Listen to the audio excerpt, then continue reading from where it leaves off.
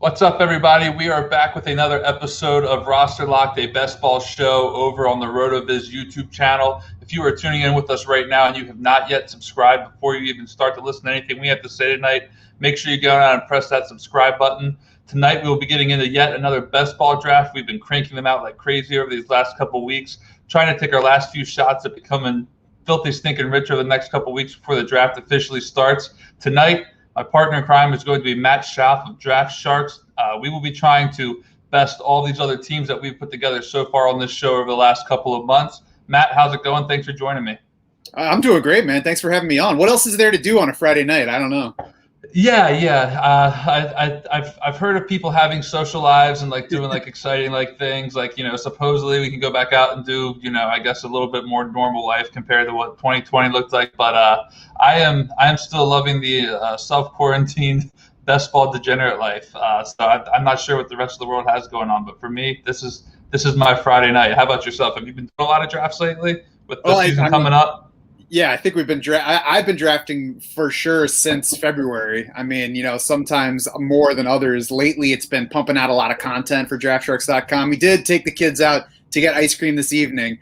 So we let them do that summer thing. And then my 12-year-old daughter and I were planning on the way back how to take over TikTok. So, we did have to get some of that housekeeping type stuff out of the way before the draft, to be honest. Yeah. Can you share any plans on how to go viral with us here, or is that strictly between you and your daughter for right now? Yeah, I mean, if I spoil it here, it's just not going to work. So it's going to stay under wraps. Understandable. In the copycat world that we live in, it's probably best that you just not tip your hand at this point in time. So I totally respect that. There's been a lot going on. You said you guys over at Draft Sharks right now are pumping out content. What do you guys have coming up the next couple of weeks as we get ready for the season? What can we expect out of Draft Sharks coming up with about 2 weeks to go before we officially kick off? I think it's Bucks and Cowboys on Thursday Night Football in a couple of weeks. Well, if you head over now, we just finished our position-by-position strategy guide series where we hit, each position each day to talk about specifically how to go through that. We did our perfect draft series, which is an annual thing that the readers love. It takes a long time to get the article together, but readers love it every year, so we keep doing it. We're going to update that in the coming week for changes in ADP, injuries, a certain trade between the Rams and the Patriots. So lots of that kind of stuff, and tightening up all the rankings, making sure we stay on top of injuries and on top of news. And I'm in charge of the IDPs over there, so I got to make sure that I read exactly who's going to be in the starting lineup at linebacker. So, I don't miss anything and tell anybody the wrong person. Otherwise, people start yelling at me, why did I take this linebacker that's not even starting week one? So, lots to tighten up, make sure everybody gets their team right to start the year. Yeah, you have a little bit deeper knowledge than probably the majority of us fantasy players. I would say outside of Madden and a couple things I commit to memory, just over the course of the season with defense, my defensive knowledge is definitely lacking, whereas I could probably tell you 5 wide receivers deep on the Detroit Lions because at some point in time I probably considered each one of them. So, no, IDP is a totally different animal. I've not played one before, but that's pretty awesome that you do that, and I'm sure that takes a lot of work. You mentioned just some news and stuff that's been unfolding over the last couple of weeks, paying attention to injuries. Obviously, the Sony Michel trade went down. Anything in particular that's been standing out to you over this training camp period? We're 2 preseason games in. What's kind of been popping up on your radar over the last couple of weeks as we get ready to head into this? I mean, it's been mostly injuries, and you have to watch. You have to try to look at all the updates and figure out who is just making his way back slowly because they're being cautious and who you have to worry about. Kenny Golladay has been out for a while. It seems like it's been longer than they said it was going to be. So he was somebody I wasn't excited about to begin with. So it's easy to not be in on him. Somebody like DeAndre Swift is playing through his issue where they try to downplay it. And then Dan Campbell all of a sudden is like, I don't know if he's even going to play in week 1. So, it's like, that's what it is trying to gauge what's going on in every different situation. And especially with, coaches who all handle the preseason games differently. Like you look at the Rams and they're playing nobody. You look at other teams and it's a good thing that somebody's not playing, or it's a bad thing that somebody else is playing over somebody else. So, I mean, that's a lot of what it is right now, is trying to, decipher and filter everything and decide what should change your rankings and what is changing other people's rankings that you can then take advantage of. Yeah, for sure. And last year, I think, was probably, I'd imagine, even trickier. I don't personally do rankings, but I imagine last year with the way training camp, was not a big factor in terms of preseason and stuff like that. I'm sure even rankings like last year. This year is probably a lot different, probably a little bit at least more normal this year. But there are still a lot of tea leaves to read, just in terms of how coaches are treating their players, what the training camp pop is, what we are seeing in the preseason, and how we're supposed to interpret the way coaches handle the roster. I have no doubt that it's a lot. I've not done rankings before, but hearing the way you're describing it, I'm not envious of that right now. I'll put off rankings for at least another year. Maybe coming around the following season, I'll probably decide to put myself through that. But any players who you've been targeting a little bit more over the last couple of weeks? The last couple of weeks, I mean, it's been changing so fast. Just in general, we had the wide receivers pushing up and running backs falling down in those early rounds, especially in drafts like Underdog here. So I started scooping. I'd been like seeing more people talk about doing just the 4 running back draft and stopping at 4 and then just going 9 or 10 wideouts. I wasn't going that extreme, but once I started getting David Montgomery in round 5 or Miles Sanders in that range, I started doing drafts like that. Over the past couple of weeks, I think it's just been kind of trying to nail down how early I need to grab a receiver before they just get uncomfortable off the board. And I know that that's kind of your territory because you're the one taking all the wide receivers before I can get to them in round 5 and 6 and leaving me guys like Laviska Shenault at that point that I all of a sudden have to decide if I actually like him that much. Yeah. You in drafts where I'm probably taking Laviska Shenault as like my 4th or 5th wideout. You're probably like maybe stressing a little, maybe grabbing it as your what? You maybe like your 3rd, depending on how your draft unfolds. The robust RB guys, or at least I guess the early round RB guys, I guess they do kind of view wide receivers that I like a little bit differently than they may or whatever. But no, I mean that's a really great point. And to your point, also the way the ADPs have just really shifted over the preseason, I think is just kind of keeping things fluid. I asked you who have you been taking over the last couple of weeks, but you're absolutely right. Like I feel like every week there's different news on someone else that's changing something.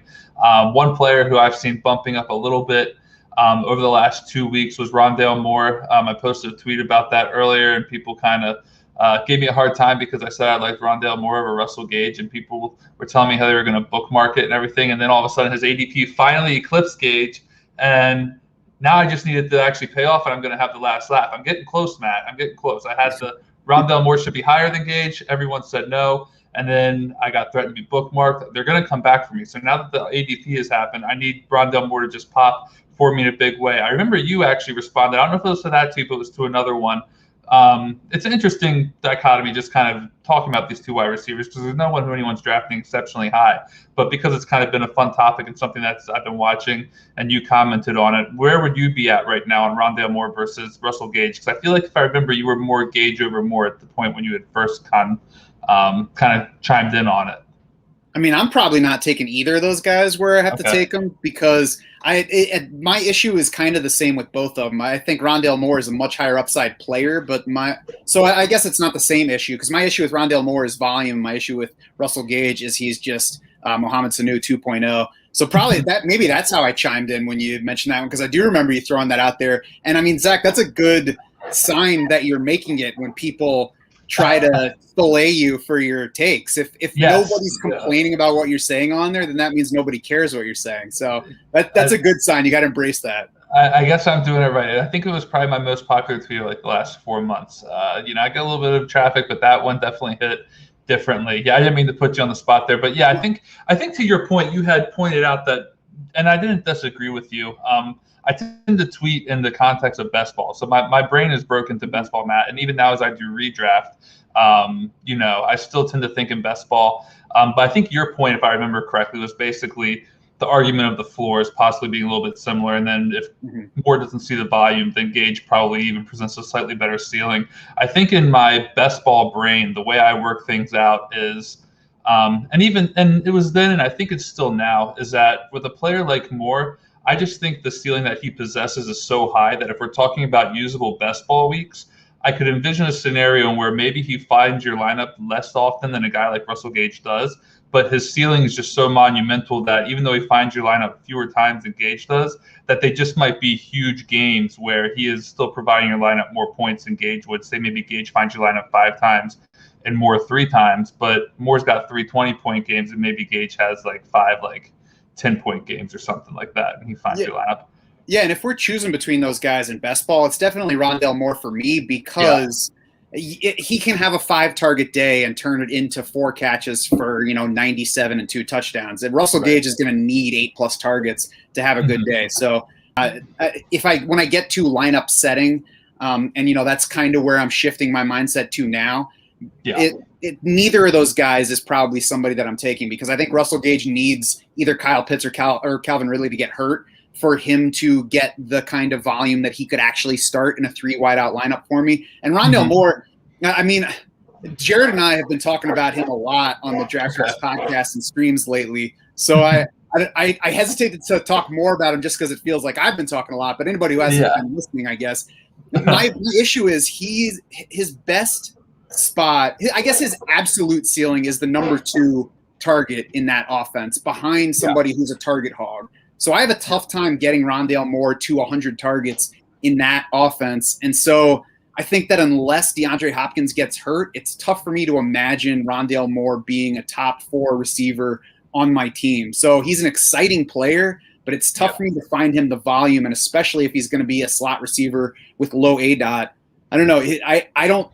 I think people are looking at the player and getting excited about just his talent and maybe being a little bit less realistic on what he actually has the opportunity to offer. Now, when he was in double-digit rounds, it doesn't matter that much, but now he's climbing into the single-digit rounds. So I don't know. I've been a little bit more against taking him. Like, for example, last night he went ahead of a round or 2 ahead of Mike Williams, for example. Oh, wow.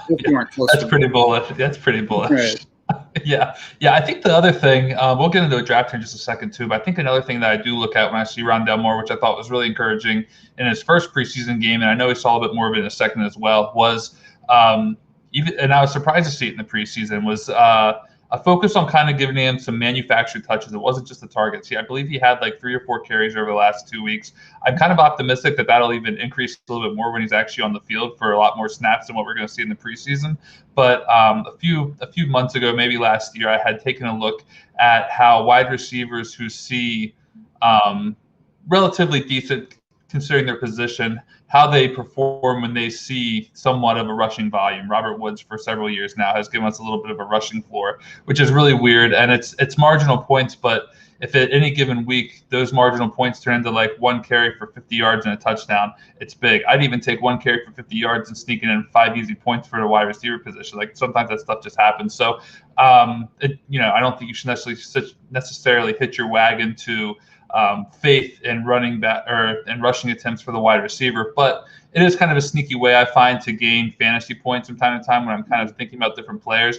And Rondale Moore, with his upside, I think his ability to just break off big games. I'm hoping that we see a 30 carry season out of Rondale Moore, which might be a little bit much. But if something happens like that, I'm hoping he can find us more ways to get fantasy points and just through the air. More ways. I see what you did there. So, but I think one more ways. I didn't even think about that. You actually did that there. You did that by pointing it out to me. One tricky thing about that, though, and it's good that you compare him to Robert Woods in that way, because Robert Woods is going to be in our lineups, so we love the rushing that he gets because it just shows up there. But the rushing for a receiver, because it tends to come in 2 carries a week, maybe 3 carries a week. It's not the kind of thing that you can really build into that week's expectations, especially if it's a guy who's getting 4 to 5 targets. It's tougher to say, okay, but he's going to have 2 carries for 20 yards because, that's not a number that we can just expect. So I wonder, too, if maybe Rondale Moore might ultimately have more fantasy points than what he's giving most people in their lineups. But, I feel like at some point I talk down about him too much just because I'm trying to balance out Jared being too high on our podcast. Okay. I like the player, so, I kind of hope I'm wrong because it'll be an exciting season if I am. Yeah. Oh yeah, for sure. I mean, I subscribe to the idea that,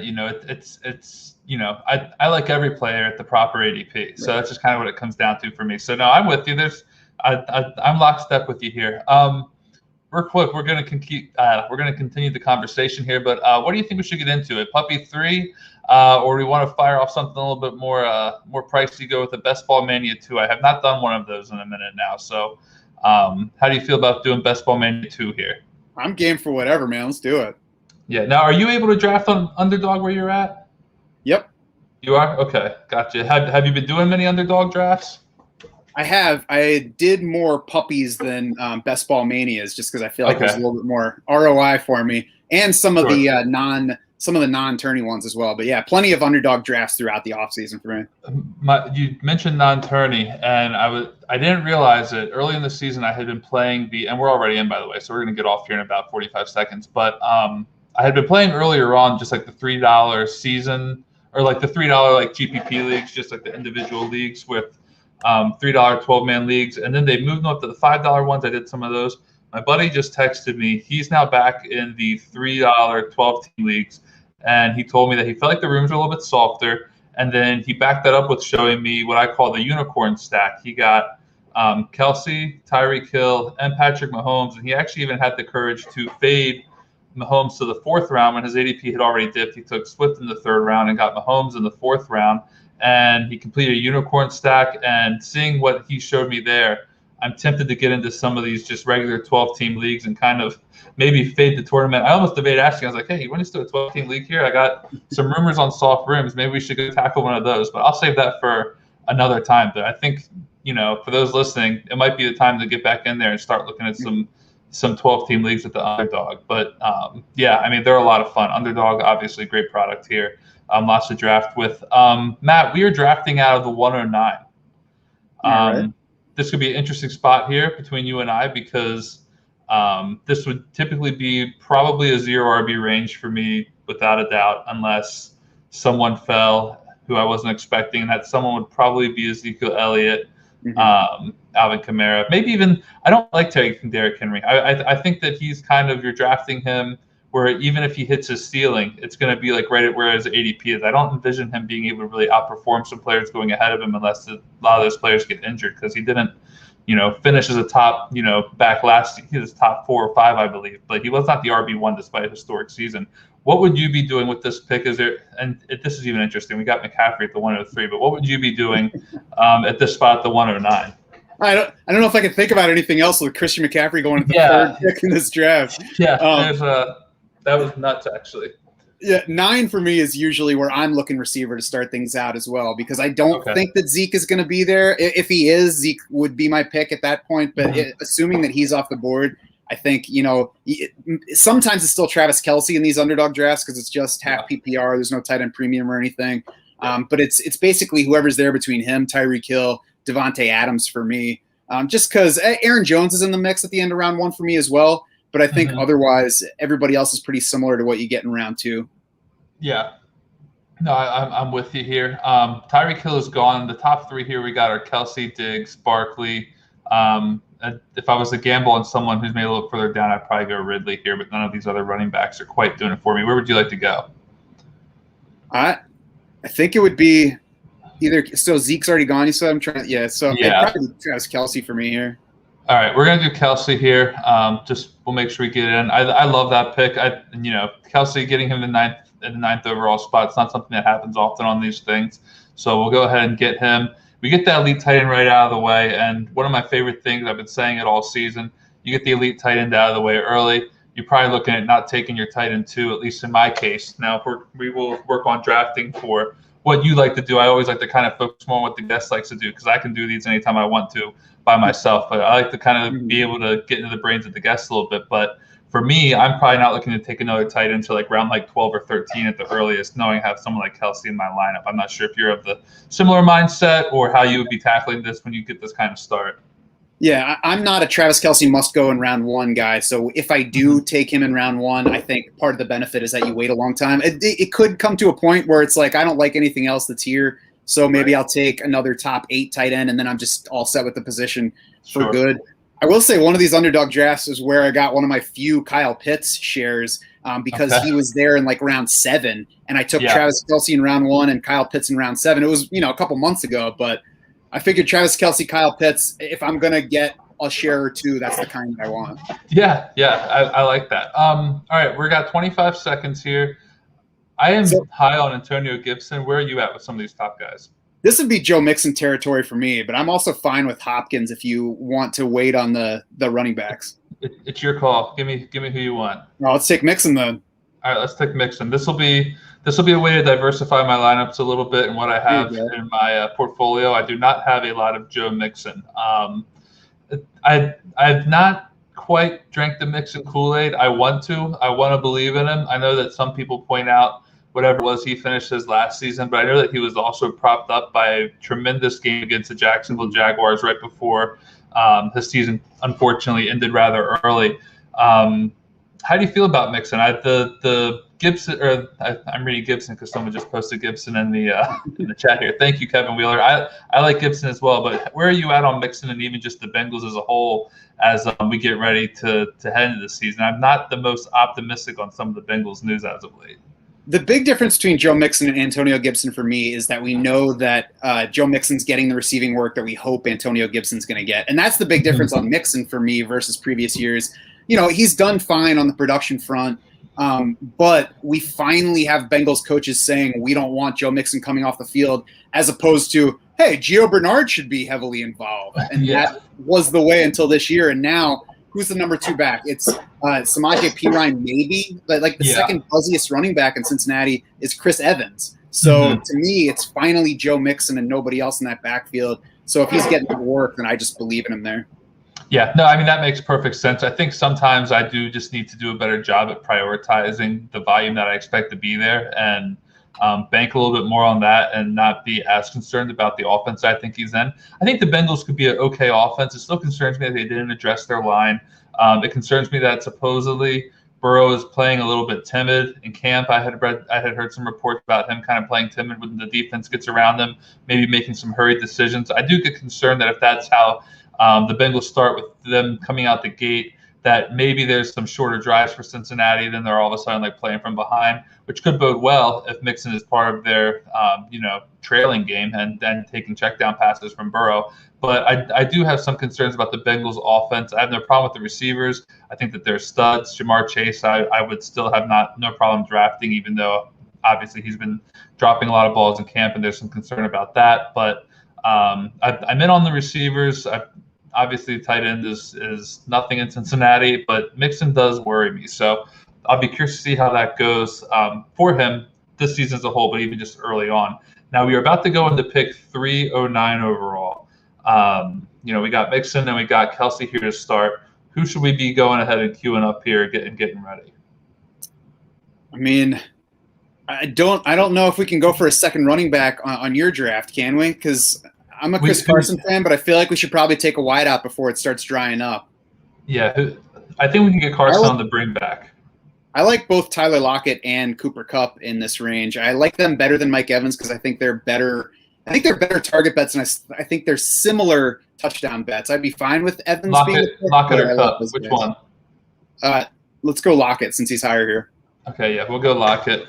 But I'm sorry, I didn't mean to cut you off. I just want to make sure we definitely got the guy you were looking for. But what were you saying about Lockett and Kupp and how you compare them to Mike Evans? Well, so, I mean, Evans has been the bigger touchdown guy throughout his career, but that's a volatile spot, and he was especially efficient, like over-efficient in the touchdown category, getting tons of red zone looks and converting more end zone looks than usual last year. He's bound for some regression, and he finished, I forget the exact number, but he finished something like 33rd in target share among wideouts last year. Oh, wow. And it's tough to see that coming way up with Chris Godwin probably healthier, with Antonio Brown around for probably more than half a season. So if anything, right. I mean, Mike Evans' target share might lose a little bit more. So I don't dislike him, but I think that Tyler Lockett and Cooper Kupp have higher floors up in this range. Yeah. I mean, Lockett's frustrating just because people people remember the way he ended his season. I did actually hear one really good point, though, that I liked on Lockett. I want to say it may have been Denny Carter who made it a couple of weeks ago on a good football show, but that basically we're so prone to remember how people end a season, or we're so prone to remember what we saw most recently. You know, it's recency bias. And Lockett was so stellar to start last season, and then he kind of flamed out at the end. But the reality is, if he had the exact same kind of season, but just flipped, we'd be drafting Lockett way higher than we probably are, because instead of our recency bias being on the side of a really bad ending to the season, it's going to be on the side of a very stellar end of the season, which is what we saw of Lockett, but it was to start the season. So I do think that we need to reverse our recency bias a little bit with Lockett, and I like that you took him here. We did lose Chris Carson. I could have sworn we were going to get him back. Are you any interest in DeAndre Swift, or would you go with another wide receiver here? Yeah, it's a wideout for me, and honestly, I don't have any strong feeling among the guys that are on the board, so you can take your favorite.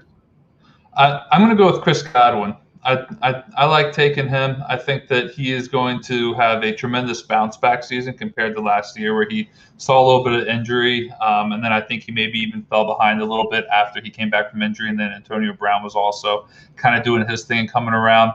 RotoViz is actually rather high on Godwin this year, so I've been trying to make it a point to get him and draft some of the RotoViz rankings in terms of Godwin and his projections. So he's an easy guy for me to take. I'm trying to mix in all the Bucs wide receivers, even Antonio Brown, but he's really not quite the priority. Even though I do have a little bit of a concern that when it comes down to the end of the season, I may be regretting not taking more Antonio Brown, because the thing I think is going to possibly happen that I'm not prepared for is he's going to somehow be like a top 15 wide receiver, and it's just going to be far more ridiculous than we expected based on his current ADP. Are you at all bullish on Antonio Brown? Would you be taking him right now, or what do you think of him? His current value, just so we know it, is he's going wide receiver 33 right now in underdog drafts. I wouldn't say that I'm bullish on any of them just because they are all there. And I mean, that just necessarily lowers the ceiling on all of them. The thing that I like most about Antonio Brown is he's going, 3 rounds later than either Chris Godwin or Mike Evans. And they were all pretty similar in target share when they were all on the field in the second half of last season. So if I can just wait and take the last one of those guys, especially a guy that we've seen do it, I know he's older now and we haven't seen a full season of him with Tom Brady or with the Bucs. But that separation between them makes it easier. And then, back to the Tyler Lockett point, I think two other things about that is you're right about the recency bias for the second half of last year. Russell Wilson had a terrible second half of last year too. So it's tough to say exactly who was at fault or if it was everybody or what. And if you tell me if your argument against any Seahawks passing game piece is the second half of last year sucked, I mean, why are you ignoring the rest of what they've done in the NFL? Because Russell Wilson's been excellent other than the second half of last year. And Tyler Lockett, when he's been healthy, has been excellent. And if the other argument is volatility, I mean, in the format we're playing here, I don't care at all about that. Yeah. I mean, if Tyler Lockett, I'm not quite sure of his best ball win rate last year, but I can't imagine that it was bad solely because of the usable weeks that he gave you early on. I would imagine it probably balanced out, at least even enough to probably get you close to an average win rate. And then, the end of it was just kind of unfortunate. But the other point to it, too, is, and I know that he didn't really quite flame out, but is DK Metcalf are still taking relatively high, even though we talk about concerns with the Seahawks possibly running the ball more than we would like them to. But it's not stopping people from drafting DK Metcalf in the second round. He's obviously an incredible talent and an absolute monster on the field. But even Metcalf, he's going rather high. And if there's legitimate concern amongst drafters about the Seahawks maybe running the ball more than we want them to, it's not really being reflected in DK Metcalf's ADP. We are now on the clock right now. We are at 5:09. Where are you leaning here based on who we're seeing on the board? I would say it's either Higgins or Odell Beckham at this spot for me. I do really like Robbie Anderson. I mean, all three of those guys are very close together, and they're players that I just mix up. Okay, yeah. For me, it would be Higgins. I cannot buy into Odell Beckham Jr. I'm sorry. I maybe you can talk me into it and you convince me for this next draft, but I like Higgins for a couple reasons. One, we now have two pieces of the Cincinnati offense, so I kind of like the way that's going around. If you want to even talk about end-of-season correlations in Week 17, the Chiefs get the Bengals in Week 17. I don't know if you've dove quite that far into the weeds, but some of the Week 17 matchups I've eyed up, and Bengals and Chiefs is one that I like to look at just because if I'm in the tournament, if it happens to be a case where there's a negative game script going on, probably going to be a lot of passing out of Cincinnati, probably going to be Travis Kelce contributing to the Chiefs going so far ahead that it's going to just correlate nicely, hopefully, with the lineup. So I love Higgins here. And then you suggested Beckham. If we get Beckham back here, I'd be happy to take him. Where are you at on Odell Beckham compared to a guy like T. Higgins, where you were just kind of considering both? Well, and I think my tiebreaker for Higgins, even beyond the end-of-season correlation, is we got him around behind ADP here. So I think that's a good tiebreaker if a couple of guys are honestly crazy. I didn't even notice that. Sorry to cut you off, but that's actually insane. Yeah, not at all. I mean, really, my only thinking on Odell Beckham is at some point he was Odell Beckham, and now you can take that in round 6. So if he's not Odell Beckham, then he's still probably going to be okay, and he's not going to kill you from round 6. And if he is something close to what he used to be, then all of a sudden he could be a win rate leader. Yeah. I mean, I want to believe in Odell Beckham. I just haven't completely come around on it. One pick I'm just going to pitch to you real quick. We got 20 seconds. Would be to stack Russell Wilson with Tyler Lockett here. We'd be taking him ahead of Dak, but we're probably not getting Wilson back. What are your thoughts? I mean, I'm fine with Russell Wilson. I certainly like those two. I would probably go Robbie Anderson myself, but I have nothing against it. I'm good with Robbie. Let's take a gamble here. Let's do it. We're gonna have other guys so we can stack later on. We could do a Brady with Godwin if we wanted to. We could do Burrow with Higgins. We'll get some more guys here, and now we've even put Darnold and Anderson on the table. If there's one thing that I'm not afraid to do, it's to fade the quarterback position and just go with the 3 quarterback build. And one thing that's kind of nice now compared to even just up until a couple of days ago, I think, is now we're starting to get more clarity on quarterback situations. We can probably safely assume that we can draft Jameis Winston and be okay with that. We're probably going to go a little bit later, but I would think that even if we wanted to reach on him, there may not be someone in the draft who wants to reach on a guy like Jameis Winston as early as we may, if we're going to believe that he's going to actually start the season and be the starter. Same would go with Teddy Bridgewater. He has like a last round ADP. If we wanted to take him like round 17 to pair with someone, we can do that. I like that we're now getting clarity on some of these quarterback situations as we head into the season and the final preseason game as well, where we know who's going to be starting and who's going to be sitting. So that is something that I like with some of these later round quarterbacks we could potentially stack with our current lineup. Are there any stacks that you're really trying to complete with when it comes to building out these teams? Any offenses that you're high on where you just can't help but get pieces of them? Well, what I'm trying not to do is reach for the stack, and that's what I guess pushed me away from Russell Wilson in this spot. Is we would have been reaching basically a round ahead of his ADP here. Understandable. So I think that takes away some of the value of the stack. I still, like I said, I still wouldn't be worried about a Russell Wilson, Tyler Lockett stack because I think there's high upside to that. And if Tyler Lockett goes off, Russell Wilson's going with them. But it'd be reaching over Dak Prescott, who I have ranked ahead of Russell Wilson. And like you alluded to here, we got stacking options. That's what I really like to do is as I'm going, see where the draft gives me wide receivers and then move ahead with those stacking options in mind. So I might, if Russell Wilson gets to me at a spot where it makes sense, then I'll take him with Lockett. If not, then I move on to Tom Brady. If not Tom Brady, I see where Joe Burrow goes. And then ultimately, Sam Darnold, as you mentioned, he's got a terrific opening season schedule. We had John Daigle from NBC Sports Edge on our podcast earlier this week, and he pointed out Sam Darnold's got an excellent first 6 games. I mean, he could very easily put 6 starting weeks up at the beginning of the season, and you can get him late, so that can give you extra flexibility throughout the draft. So my lean here for Robbie Anderson is these wide receivers dry up quickly in underdog drafts now, as seen by Tyler Lockett now going in the end of round 3, whereas it wasn't that long ago you could get him in round 5. So that makes me lean toward taking the receiver at value over reaching for the quarterback to complete that stack there. Yeah, no, I'm with you. When I proposed the idea, I knew what I was suggesting and that it might not necessarily be the way that we wanted to go. I do like Cortland Sutton here. We're currently on the clock. Is there anyone else you would want? We literally have all the positions pulled up, and there's not a running back in sight. Yeah, either Cortland Sutton or Mike Williams would be my pick, and I think Sutton's better as like a 5th receiver because we don't need him to go off. Yeah. They're saying he's ready for this weekend too. I like Sutton, and you just mentioned Daigle pointing out the Sam Darnold schedule.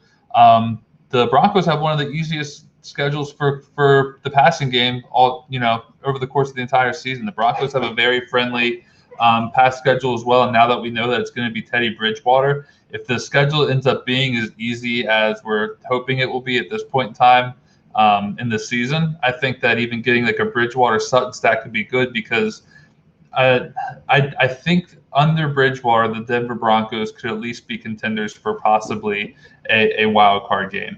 That defense should hopefully be solid. I think that behind that defense, I hope that Bridgewater at least plays steady enough of a game manager position with what is otherwise still a very solid wide receiver core and should be a decent rushing attack, that the Broncos could win games on the backs of their defense.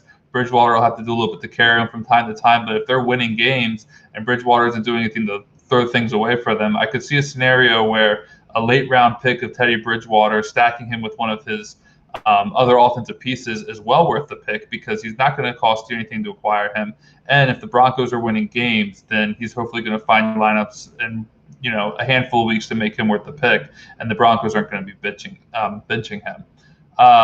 Real quick, this came quickly. We're on the clock again. The wide receiver or the running backs are literally gone. Like, we can take someone if we wanted to right now, but I think it's looking like wide receiver again. Yeah, I wouldn't reach for any of the running backs still on the board here. Who's your guy here? We got 9 seconds. Let's say Michael Gallup. Gallup? Oh, he's at the top there. Okay. Yeah, I got him. Yeah. I mean, I like that pick. I think Gallup is kind of like the he's like that third receiver pick. I would say that he's almost kind of like drafting Antonio Brown when you pass up on Godwin and Evans. He's kind of like the Antonio Brown feature. Obviously, probably a little bit less production than you would get out of Antonio Brown, but I do like Gallup here. Matt, we're kind of doing a hero RB build here right now, as people call it. If you call it modified, we're going to get in trouble. We got Joe Mixon, Tyler Lockett, Chris Godwin, T. Higgins, Robbie Anderson, Courtland Sutton, Michael Gallup, and then Travis Kelce. How are you feeling about this build so far? What do you want to look to be targeting in the next couple of rounds? I like it. I mean, when we were up last time, was Justin Herbert still on the board, or was he already gone when we were choosing between Mike Williams and Courtland Sutton? My guess is that he was gone because his ADP – so we got Sutton at 81st overall, and I believe Herbert has an ADP he may have – I didn't see him go off the board since then, so he was probably gone at that point. That's something that I would be watching if I were choosing between those two as well, because if Justin Herbert was still there, I like Mike Williams. I like Mike Williams. He and Courtland Sutton are close anyway. If Justin Herbert's still there, I'm probably going Mike Williams and seeing if I can get Justin Herbert with my next pick, because that's, I think, a high upside stack that I would like in that range. But we'll see where Courtland Sutton goes. For us on this team, I mean, I think it's getting close to Tom Brady territory here. That might be my next pick to secure one of those stacks, and it's a sensible range for him. It is. It's a good range for him. We certainly run the risk of losing him. I'm just going to throw him in the queue here just in case. Luckily, someone was kind enough to take Michael Thomas. I appreciate that. He will not be playing a game this season, but that's good for us. That's one pick where Tom Brady didn't go. This is what Underdog is doing to wide receiver. Marquez Callaway just went at 8-11. We have Marvin Jones going at 8-12. I mean, those are guys that you could take in the double-digit rounds like a week ago. Literally, you can probably go to other places and take them in round 12. So, I mean, that's what I like about us getting the receivers that we got here. If I could go back, I still might take Chris Carson with that third-round pick, but I'm not going to complain about taking Tyler Lockett instead. It's funny to draft on all the different platforms because you do see very different performances among them. Even between the best ball tournaments here and best ball tournaments on DraftKings, there's not quite as much wide receiver thirst in those early rounds. They're getting pushed up everywhere, but it's not quite as much. And now once we're switching over to home leagues, things look completely different. You're trying to talk to people about what they can get, and it's just a different picture than it is here. Yeah, DraftKings is a whole different animal. I think we could all write a book about the crazy things we see in DraftKings best ball lobbies. Like, I remember, real quick here, are you good with Tom Brady here? He did fall to us. Yeah, I think it's good. Yeah, let's get Brady here. I don't know what you've seen in the DraftKings lobbies. I remember last season, it was probably a week after Gronk had announced that he was coming back. And I'm sitting in the lobby, and we're going through our picks, and Rob Gronkowski went as a tight end 1 overall in the first round. It was probably one of the more incredible things I've seen in a DraftKings lobby. There is something different going on over in the DraftKings best ball lobbies. The values are insane to me over there. I remember earlier this year I got Gio Bernard in the dead last round, like 30 picks after his ADP. There's a lot of insane things going on in the DraftKings lobby. But to your point, it is interesting to see what happens just because there's so many different, at the very least, kinds of drafters hanging out in these different lobbies. I think that if I were to pinpoint them, I'd say that DraftKings is probably more casual players with a couple of different sharks and experienced players leaking in there. I feel like Underdog is probably a collective hive of borderline zero RB truthers who Some of them are willing to admit it, and some of them aren't. And then when it comes to like the FFPC, it kind of feels like my granddad's fantasy football league, and that they're just out there like establish the run, get 3 running backs in the first 5 rounds, and let's do the damn thing. So it's definitely interesting to see how the players are valued across the different platforms, for sure. And I think we kind of tackled it perfectly by not reaching on running backs, even though we could see the well was running dry. We decided to just keep on capitalizing at the wide receiver position, which I think is going to give us a ton of upside. And we probably don't even need to take a wide receiver for the next several rounds. We already have 6 very good ones. We just completed the Tom Brady stack.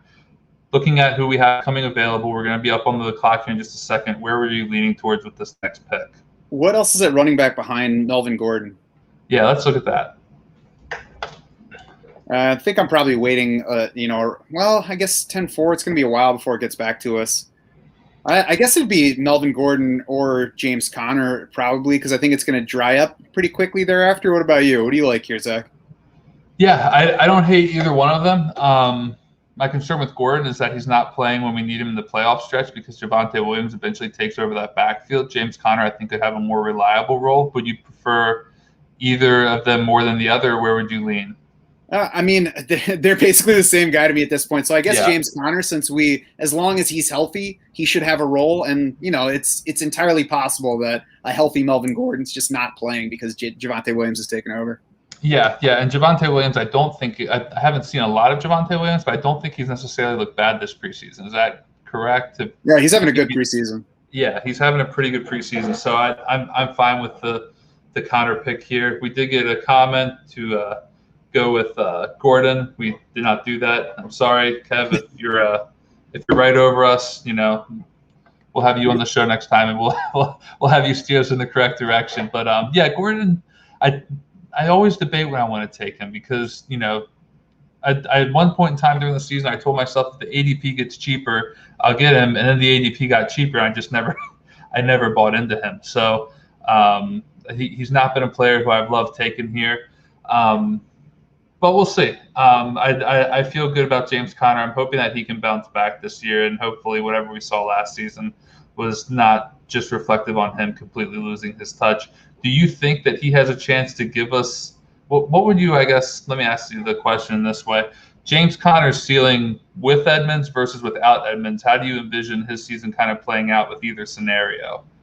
You mean like if Edmonds were to get hurt? Well, when Edmonds is healthy, I guess, how do you expect the touches being distributed? And then would you feel confident having him in your lineup if you knew Edmonds went down, or would there be concern about, Benjamin? I think there's going to be I think it's going to look pretty similar to Kenyon Drake, Chase Edmonds. I think that James Conner doesn't get quite as many carries as Kenyon Drake. Maybe he gets the same number of receptions because Kenyon Drake did okay on receptions considering how much Chase Edmonds got last year. Mm-hmm. I certainly think with or without Edmonds would matter because there are some touches going there. But I think that they're both going to have significant roles for as long as they're healthy, whereas we don't know that for Melvin Gordon. It's in a range where I can't say that I have strong feelings about any of these guys, and that's why usually outside of drafts like this, I'm not really looking at running backs in this range. It's why I do like to get 2 to 3 of them early. And then, even if wide receiver gets ugly, it's an easier position for me to just take guys that I'm not excited about and collect them and say I'm going to get 3 starters out of this group of 9. Like Devontae Parker just went. It's easier for me to say, all right, it's just Devontae Parker time than it is for me to say, all right. I don't necessarily want him in the 11th round. Sorry, I think I lost you for a second there. You connected? Yep. Okay, yeah, I lost you for a second. You cut out there. What was your last point you had made after Parker? So, I was just saying it's a little bit easier for me to say, like, all right, it's time to take Devontae Parker than it is to say, all right, it's time to take Melvin Gordon. It's just an easier position to gather and know I'm getting starter weeks. I can see the path more easily. Absolutely. Now, we just missed Melvin Gordon on the bring back, which would have actually been really funny. He went the pick before us here. I like Jamal running Williams. Backs you're eyeing up here? I like Jamal Williams. Yeah. Would you want a quarterback here before we go Williams? Probably not, I don't think. Yeah, not really. Okay, yeah, we can go Williams here. If anything, I think there's enough quarterbacks here where we can get one of the other guys coming back and we'll be good. I love Williams. I think there's some rumors that he could be slated for a decent workload given the given the DeAndre Swift injury right now, if that actually does happen. And Jamal Williams has kind of been, I think, one of the zero RB darlings out in the RotoViz streets, and just in general, a lot of people are getting him right now because of that zero RB upside. So I do like him here. Never cheer for injuries, but the DeAndre Swift injury certainly does open a door for Williams to see valuable touches much earlier than we anticipated. Would you be eyeing another quarterback here? I'm going to pull up all the positions here, but what would you be leading with this next pick, depending on how things unfolded? Burrow could be on the table. Yeah, I think this is a fine range to take Joe Burrow. I think the value would have been fine on Matthew Stafford, but there's not that much separating him from the other quarterbacks still available since we don't have any Rams pass catchers on the team. So I love Justin Fields. I already have plenty of Justin Fields, so I'm never opposed to taking more Justin Fields, but I think maybe the Bengals stacking makes Joe Burrow more sensible here. Yeah, no, absolutely. I'm with you. I'm hoping that neither of these teams in front of us do take him. They both had 2 quarterback build. We're going to be one away from getting Joe Burrow if we just toss him in the queue here. I'm going to do it and hope that that's good luck. This usually works the opposite of the way I want it to. Usually I put him in there and he'll be gone in a second, especially if this guy is tuning in. He's actually taken a couple players we like. I think a couple players on each side have taken someone who we like. So, if he did it here, though, we're in trouble. If he did it here, though, he would be helping us by weakening his team by taking a third quarterback. So, he didn't take a player. Exactly. So we're settled on Burrow, correct? Oh, yeah, I think so. Yeah. And Joe Burrow makes me nervous this year, for all the reasons that he should make everybody nervous, all the reports coming out of there. And I was nervous about the knee coming in anyway, because it's just one of those things where you can imagine it would be tough to come back from if you just tore 2 ligaments in the plant knee and you have to, hit that leg to throw accurate passes. So It makes sense that he's having some struggles now, I think. As your second quarterback, though, you cross your fingers. You hope that at some point this year he gets back to where he was last year, or that he's at least good enough to give us some of the starter weeks we want and, finds T. Higgins.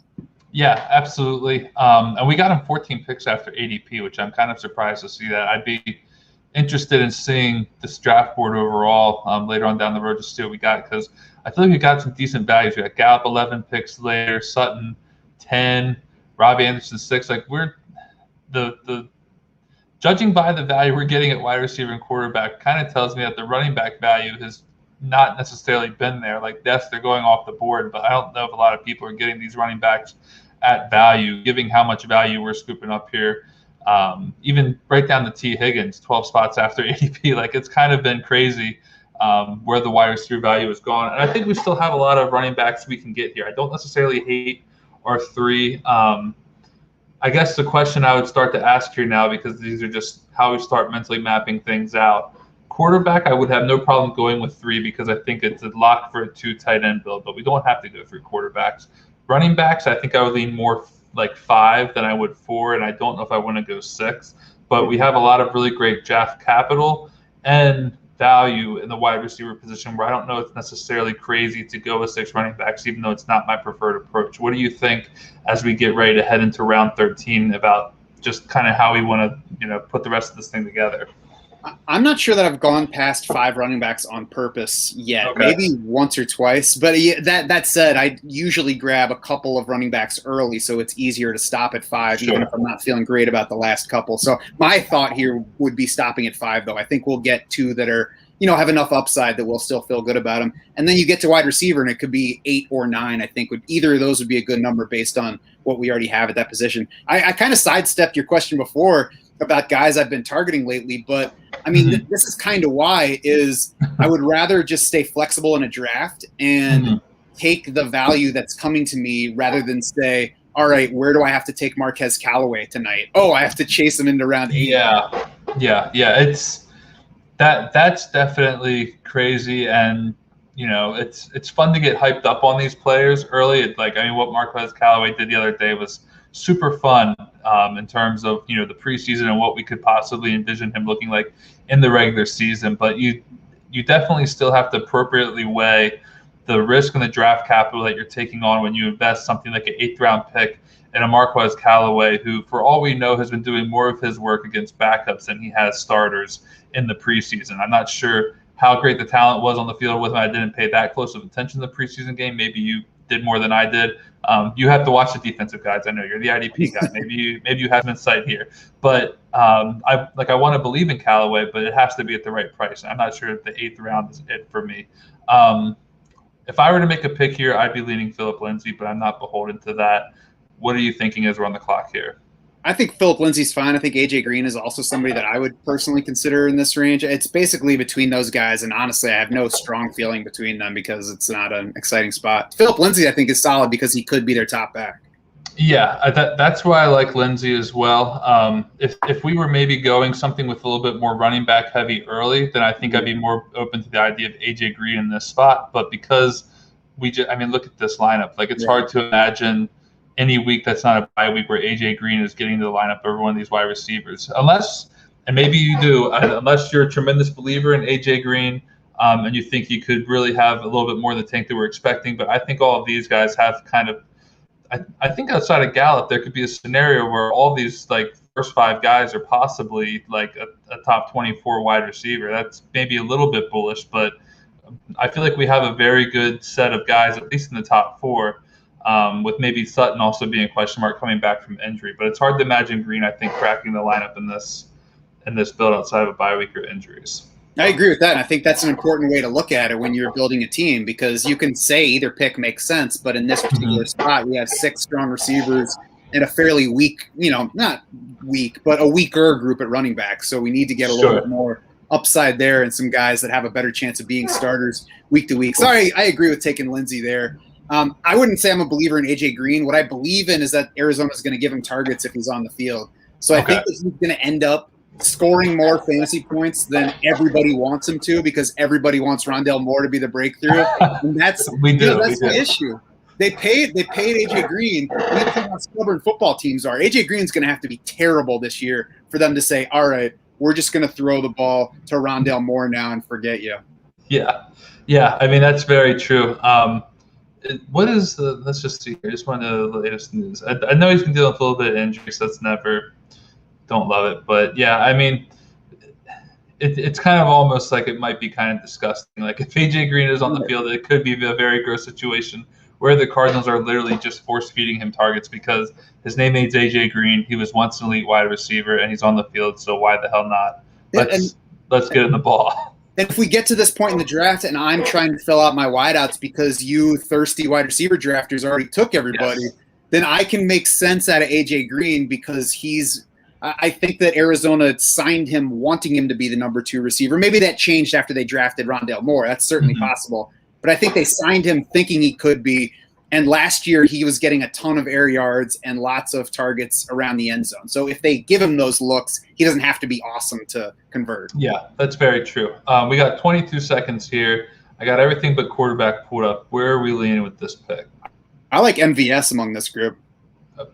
I was going to say that would have been my guy. So let's just call that an easy agreement. We can do that.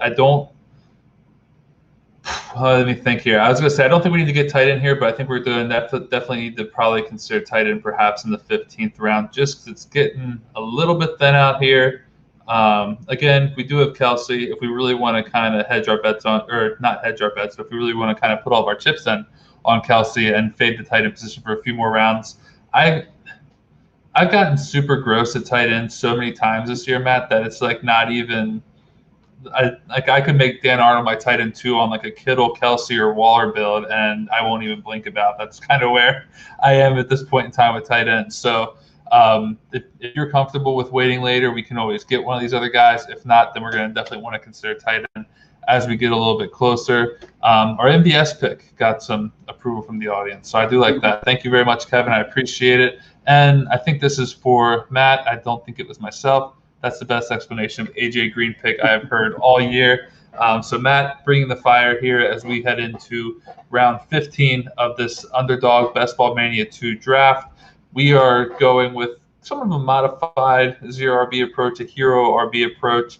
But I'm really feeling good about this team and our wide receivers. As we get ready to head into 15, do you think we need to chase tight end here? I'm going to pull the other positions up. And I guess another question would be, what are your thoughts on a third quarterback? Zach, I can't believe that you said modified RB. It's like you're trying to pick a fight with people. They're gonna. I did. I slip it onto the RotoViz podcast where I can, because that's a safe space. The crowd goes wild for me. They cheer my name, but on Twitter they're dragging me through the streets every time I say it. So I really have to be careful. Hopefully there aren't too many haters hanging out in the audience here tonight. But modified zero RB is something I said for so long, and now I'm trying to break myself. Isn't it crazy that people actually care? Like, who cares? As long as you know what I'm talking about, just let me call it whatever I call it. It doesn't matter. They love to pretend like I'm confusing them. And that's the worst part. The worst part is they pretend to be confused by it. And I know that they're not. If you're confused by it, what you're probably confused by is a zero RB strategy as a whole. In which case I say, come draft with us, try it, and we'll take your money. But the modified zero RB is fake hate. It's fake Twitter anger. They know what it is. They're not confused. It's about semantics. It's an argument about semantics. I think there's something else missing in their life, and they're projecting onto Twitter. But so back to the actual drafting questions. I think I'm fine with 3 quarterbacks, especially when I have a strong group at either running back where I stop at 4, or wide receiver where I can stop short of 10. Or fewer tight ends. Anytime that you get a stronger position that gives you more leeway somewhere else. At tight end, I'm just fine with waiting. I think short of the Dan Arnold level, I haven't gotten quite there yet, but I think Austin Hooper and Hayden Hurst are a couple of safety nets that are going later, much later than I think where they're going to finish. I mean, Austin Hooper I believe he was 8th in target share among tight ends for his healthy games last year, at least before his appendicitis. But, was headed for like top 15, 16 finish at least. And now he's going tight end 22. So there's really no downside to where he's going. And then Hayden Hurst, I mean, if we collectively as drafters, well, I'll stop talking because we're on the clock. We'll make our pick. Yeah, so real quick, we could go with Austin Hooper here. It would not be much of a reach. There's no bye week conflict with Kelsey. Or there's a couple other things we could do here. What are you leaning? We got 14 seconds. I like Austin Hooper personally here. Yeah, let's go with him. We kind of already know, if I don't screw this up here. All right. I have to click through everything to actually get to where I want to go to. So let's go Austin Hooper here just because we hyped him up. We talked about him. I like him as well. I'm hoping that the role that he sees this season is a little bit closer to what we wanted last year. He was coming off a tremendous season with the Falcons in 2019. 2020 was a bit of a lost year for Austin Hooper. They're paying him all that money. You might as well throw the ball to him at least once or twice. So let's see what we can do here. I think physically he's still one of the more gifted tight ends in the league. He's an excellent athlete who, I think he can play well if seeing a decent target share. So I love Austin Hooper with the Travis Kelce build. That is kind of one of, I think, the better second tight ends you can get in a build like this where you're only going to go 2 tight ends. I think he could very well be a top 12 tight end who on some weeks may even outperform Kelsey. If Kelsey's ever having a little bit of a down week, it could be Hooper who comes in and kind of really steals the show. So I like that pick a lot. Can we agree that we're done at tight end? Yeah, I mean, I think it's good to stop at 2. I do think elsewhere Hayden Hurst is kind of in the same vein, and he's going even later. And I think what I was about to say was, if we all collectively like Kyle Pitts up at where his ADP is, it's because we think he's more wide receiver than tight end. And if that's the case, then that only leaves more room for Hayden Hurst in an offense that's going to need playmakers. I'm not saying Hayden Hurst is a playmaker, but they're going to need guys who can do something with catches. And there's certainly room for Hayden Hurst to do that under a coach who made Anthony Firkser a thing with Jonnu Smith on his team last year. That's right. Yeah. The fact that even happened is still kind of mind-blowing to me, but it actually did happen. In the year 2020, Anthony Firkser became a thing with Jonnu Smith still on the same team. There's a pick I want to look into here. I'm not going to tip my cap yet. I don't even know if he's been taken yet, but I want to mention him to you, and if he's here, I think we have a quick conversation about him, and then we'll move on. But I'm going to go ahead and just do this real quick. Sorry, Michelle is gone. Okay, so we don't have to talk about it now. Where do you want to lean for running back with this next pick? Or we don't need running back. We have 3 picks left. My guy here would probably be Tevin Coleman because I think he's a starter for the Jets. He's in the starting mix at least. And I don't know. I guess I can see the ultimate upside on somebody like Chuba Hubbard. I haven't been a straight handcuff drafter really, especially in these kind of spots where So I guess, if I had Joe Mixon and another first or second round type back, then maybe I would stick Chuba Hubbard in there, not expecting to use him. But if I have a group like this where I want everybody to contribute, I don't really want a strict handcuff back because I don't think he's going to give us a whole lot. And Tevin Coleman's going later than really he should, because the Jets are going to be a committee. Even if Tevin Coleman is garbage this year, which everybody seems to think he is, and I think his contract doesn't point to them loving him, but he's working as a starter for them. He's going to be in the mix. If they score any touchdowns, Tevin Coleman's probably going to score a couple of them. Yeah. And the thing that I like about Tevin Coleman, someone asked, is Darrington Evans gone? I would guess that he is, but he may not be. I'll he's there. A quick look. He's there. I love Darrington Evans. He would be a 6 running back build. That could be a little bit risky. I think at that point in time we would be looking at 2-6-7-2, and I do kind of want another quarterback. I think I'm kind of eyeing Teddy Bridgewater here, but I do love Evans. But to your point about Coleman, what I was just going to say is one thing that I also do like about Tevin Coleman is he's one of those guys who followed a coach from one team to another, and I think that sometimes points just to a little bit of coach loyalty. Maybe they respect the guy who decided to stick with them, somewhat of that familiarity. He's probably also a back that the coach trusts enough to lean on, at least early in the season, maybe even in some high-value areas of the field. They get that veteran in there who he's seen work in camp for a couple of years, seen work in the regular season for a couple of years, follows him to a team, is supporting him on his coaching endeavor. And my walk down narrative street says that Robert Saleh loves Tevin Coleman at least enough to perhaps give him a couple usable fantasy weeks. That is not deep nor insightful, I don't think, but it is something that does cross my mind from time to time when trying to kind of paint the narratives for some of these late round players where I'm trying to figure out who could I take. And I don't necessarily think that Tevin Coleman's an awful player. I don't think he's a stud, but we need Tevin Coleman to have 1 or 2 good weeks to really be worth the pick here. So I think his situation could present opportunities for that to happen.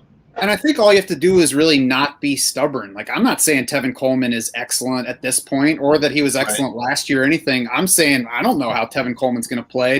If running backs don't matter, it's not that just – I don't know. It's not just it doesn't matter how good they are. It also doesn't matter how bad they are. If they're on the field, they're getting touches. That's what running backs don't matter mean. If you're good enough to get on the field, if you're good enough to get touches, then you have some value in fantasy. And we don't even have to – blindly write the narrative. They're showing it to us. Michael Carter didn't play until the second half in the second preseason game. So at best, he's part of a committee. And I don't think Michael Carter has feature back upside to him, at least for this year. At the very least, it's going to be a committee. So Tevin Coleman's going to be involved more than you want him to be if you're anti-Tevin Coleman. And it's round, 16 and we took him in? What's the downside?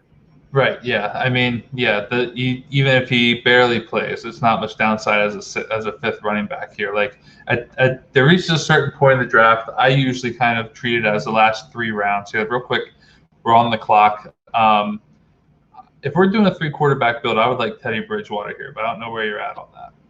Is Sam Darnold still around, or did he already go? Darnold is gone. He's gone. Yeah. Yeah. Teddy Bridgewater though. All right. Are we cool with Teddy? I don't even love Teddy Bridgewater, but like you said here, what's the downside in a round 17th pick? This was even later than Tevin Coleman. So if we say what's the downside to Tevin Coleman, then we really have to ask what's the downside of Teddy Bridgewater. There might be none. We might have a little stack here with Courtland Sutton. Maybe they get some Denver magic going here. Maybe he is good enough to get them to the playoffs or at least be a contender. And I really like Bridgewater here. He has supported 3 top 24 wide receivers last season. If that actually happens, or even if he gives us 2, in all likelihood, it's going to be Judy and Sutton at the bare minimum, and we have Sutton to pair with him. So I really like Teddy Bridgewater as a late-round pick right here in the spot in the draft. My other consideration here would have been Daniel Jones because I think he has more upside than Teddy Bridgewater, but I would use the stack as the tiebreaker here. The other thing that I was considering was Daniel Jones and then Darius Slayton as the other pick, as the stack with the playing off the Kenny Golladay hamstring injury. It's not. I don't think it's the kind of stack though that at the end of the season we're gonna be like, man, we could have had Daniel Jones and Darius Slayton. We really crapped the bet on that one. Right. So I think it's one that you kind of mix in, especially now that Daniel Jones is going later than he was. But I'm not going to argue against going ahead and getting the quarterback with the receiver that you already have. Yeah. Now the good news is, is that we can get Slayton here possibly, and we would have a little bit of correlations here. We would at least have some divisional matchups with Gallup and the Cowboys, and Slayton possibly getting to face the bad Dallas defense twice a year. And, he is obviously the deep threat who can make a splash play at any given time. I really do like Slayton. We got to wait and kind of see how the rest of this wide receiver situation unfolds. I just don't think that right now, based on the way reports are looking, that it's in the cards for Kadarius Toney to do much of anything. Someone mentioned KJ Hamler. He is gone. I was afraid of that. But Slayton is a guy who I would be more than fine with taking here. We're officially on the clock for this last pick. What are we looking at? I'm going to give us all the three. Well, we don't need tight end. I'm going to give us running back and wide receiver. We've got 18 seconds. It'd be Slayton for me. I think there's more upside to him than there is to the other guys on the board because he's a high ADOT guy, and we've got the Kenny Golladay injury that's just been lingering to this point. Yeah. No, I like Slayton. I think that he has a chance to possibly outperform his wide receiver 88 ADP. Another thing too, when you're talking about these Giants receivers not named Kenny Golladay just because he wasn't on the team last season, is it's very hard to not bake in some touchdown regression for all of them because I think Daniel Jones threw like 11 touchdowns last season. Like that's like Matt, we're pretty able-bodied people. We might be able to throw 11 touchdown passes over a 16-game season. I don't know if you think you could. I'm at least mildly confident that I could. I have faith in you as well. So if you're banking in a professional quarterback to regress positively from an 11 touchdown pass season, then all of those wide receivers who are on the field are going to benefit from that.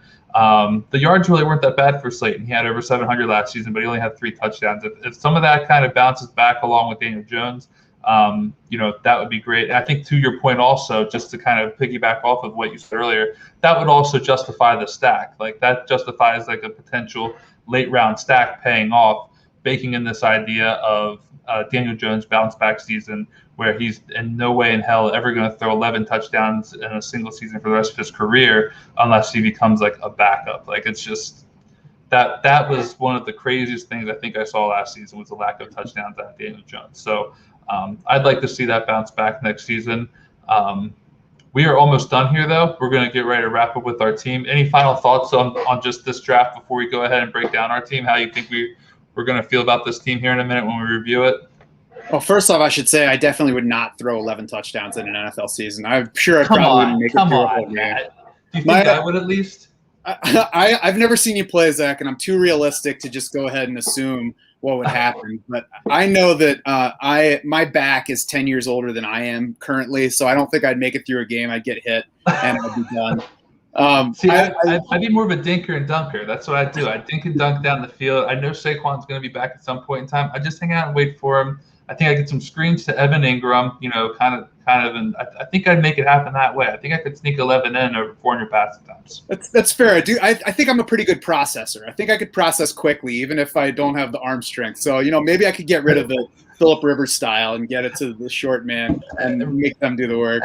After you're done processing, I don't want to be out here. Then that's the next thing that comes through your mind. Right. Let's see here real quick. The draft just wrapped up. We got our team here. What are we going to name this team? We got to at least name this team. It's one of my new favorite features of Underdog. I can finally break down all these teams I drafted with people because one of my goals is to actually track these through the season and say, hey, look, this is the banger I just drafted with Matt Schauf. It's killing it. And we're on our way to winning whatever the prize is here. I can't remember off the top of my head. $50,000, $100,000, whatever it is. We're looking at winning here. When I look back on this team, Matt, what am I going to be looking for in this team name?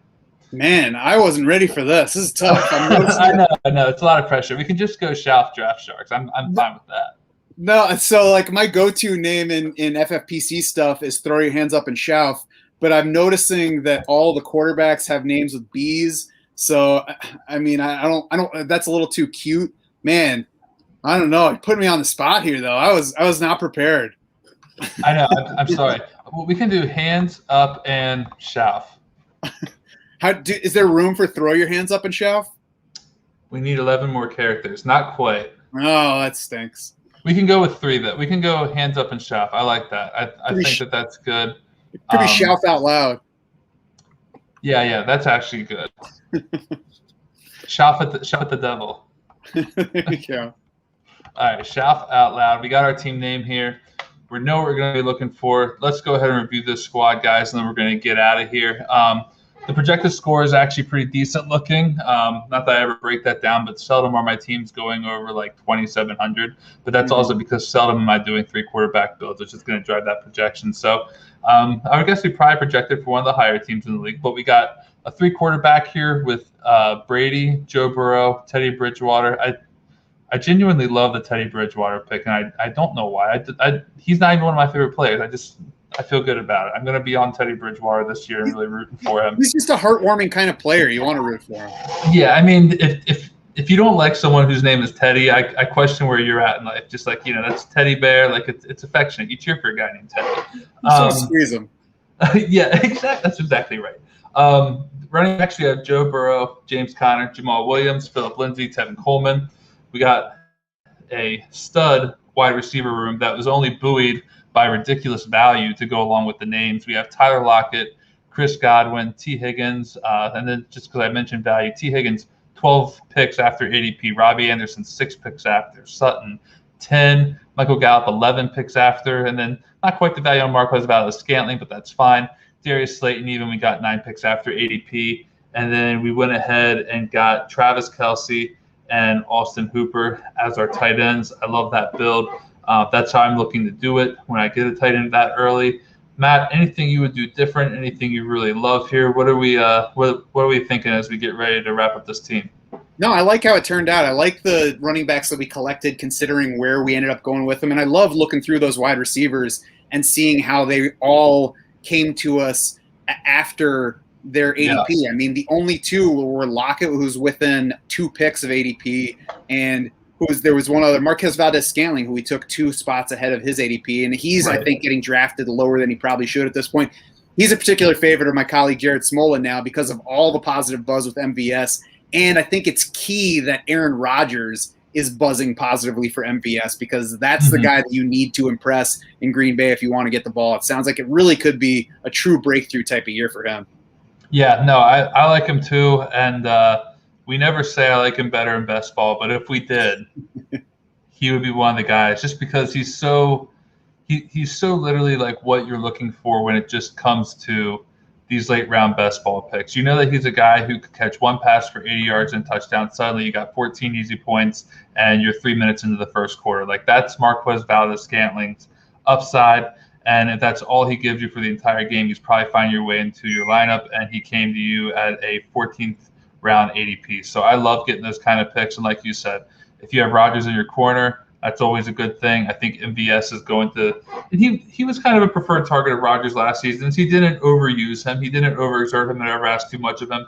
But he was definitely not afraid to give him his handful of shots downfield each game, which, like you said, positive camp buzz, I think could definitely be the case again this year. So, and a similar case we made for Darius Slayton. He just needs to have a quarterback. The Giants are hoping they find one this season. But, yeah, overall, I really do. I like this team a lot.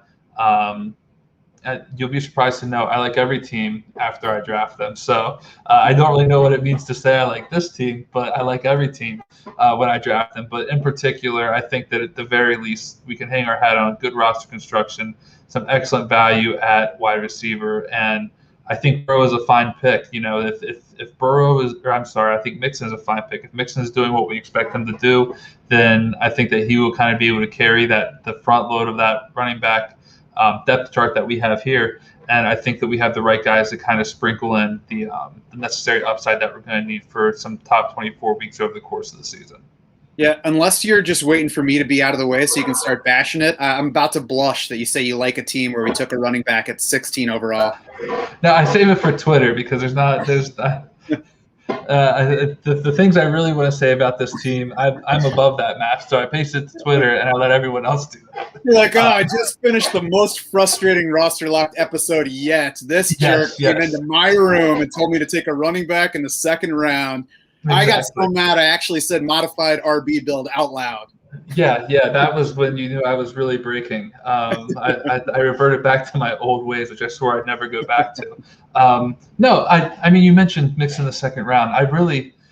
I think if I remember correctly, Gibson was still on the board and Taylor was as well. And I think we went mixing over both of them. Like what we did is something that I would have probably been prone to do. I just would have gone a different direction. As my cat joins me for the final few minutes of the show, I think I do tend to go with a guy like a Taylor or a Gibson if they're available to me. We kind of hashed that out earlier, just my concerns with Mixon, but I have no problem with it. If I will say if I'm not taking a running back in the first or second round, that's when I know I'm like officially waiting. So I would have been more tilting. I would have been saying more bad things if we got a third round running back, but thankfully you didn't twist my arm too much there, Matt. And we're going to walk away with this still friends as we were before we started this live stream up. But no, overall, very good team. I like it. I had a good time drafting this with you. I will be sure to keep you updated on it. Before we get you out of here, remind everyone else where they can find you, some things to look out for on Draft Sharks, and just anything else you want to throw in before the season starts. Yeah, at SchaufDS on Twitter, as you can see right there. DraftSharks.com. Everything's going on over there. We're updating the Perfect Draft series for this coming week. It's already on the site if you want to check it out now. We got a brand new draft war room this year. It can sync with your draft with the site where you are doing your draft, takes players off automatically as you're drafting. So makes it easier, makes it more fun, helps you beat up your league mates. They're going to be angry with you at the end of the draft, I promise. Come join us. Beautiful, beautiful. So thanks again to everybody for joining us. Big thanks to Matt Schauf of Draft Sharks for coming on this show, drafting a team that I'm not going to be bashing now or afterwards on the show. We're just going to celebrate this team for the rest of the evening. We will be back on August 30th for another show of Roster Locked here on RotoViz YouTube channel. Ian Harditz will be dropping in from a helicopter to do a draft with us as well. So thanks again to everyone who tuned in tonight. We will catch you next week.